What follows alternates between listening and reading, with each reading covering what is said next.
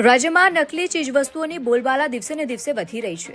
ક્યારેક નકલી ઘી તો ક્યારેક પનીર જેવી અનેક ચીજો માર્કેટમાં વેચાણ માટે ઉતારી અને રાતોરાત કમાઈ લેવાની લહાઈમાં ભોળી પ્રજાના આરોગ્ય સાથે ચેડા કરવામાં આવી રહ્યા છે।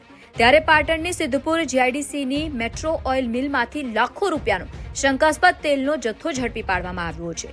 એસઓજી અને ફૂડ વિભાગ દ્વારા સિદ્ધપુર જીઆઈડીસીમાં આવેલા 133, 134 અને 135 નંબરના ગોડાઉનમાં તેલનું ભેળસેળયુક્ત લાખોની કિંમતનો જથ્થો ઝડપી પાડવામાં આવ્યો છે।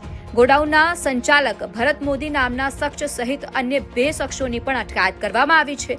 પોલીસે ઘટના સ્થળેથી તેલની 4 ટાંકીમાં ભરેલું 10,500 લીટર તેલ સાથે જ 15 લીટરના 262 ડબ્બા, 5 લીટરના 312 કેન, 2 લીટરના 400 કેન સહિત 1 લીટરની 416 બોટલ, 500 mlની 680 બોટલ તેમજ તેલના ભેળસેળ કરવામાં વાપરતા વિટામિન એ ભરેલી એલ્યુમિનિયમની બોટલો સહિત મોટો જથ્થો મળીને કુલ ₹20.31 લાખનો મુદ્દામાલ સીઝ કરી વધુ કાર્યવાહી હાથ ધરી છે। મહત્વનું છે કે થોડાક પૈસાના લાભ માટે આવી નકલી ચીજવસ્તુઓનું ખુલ્લેઆમ વેચાણ કરીને લોકોના આરોગ્ય સાથે ખુલ્લેઆમ ચેડા કરનારા આવો તત્વો સામે કાર્યવાહી થાય તે હવે જરૂરી બન્યું છે।